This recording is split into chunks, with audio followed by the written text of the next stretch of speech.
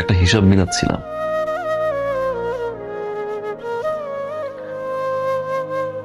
আমরা পুরুষরা খুব অদ্ভুত।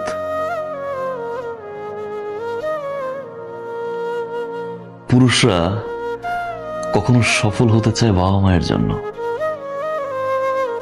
কখনো সফল হতে চায় প্রিয় মানুষটাকে পাওয়ার জন্য, একটা সময় খেটে মরে স্ত্রী আর সন্তানের জন্য, পরিবার প্রিয়জনের হাসিতে হাসে, তাদের দুঃখে আবার কাঁদে। পুরুষ যখন নিজে বাঁচতে চায় তখন আর সময় থাকে না। আমরা পুরুষরা বাঁচি অন্যের জন্য।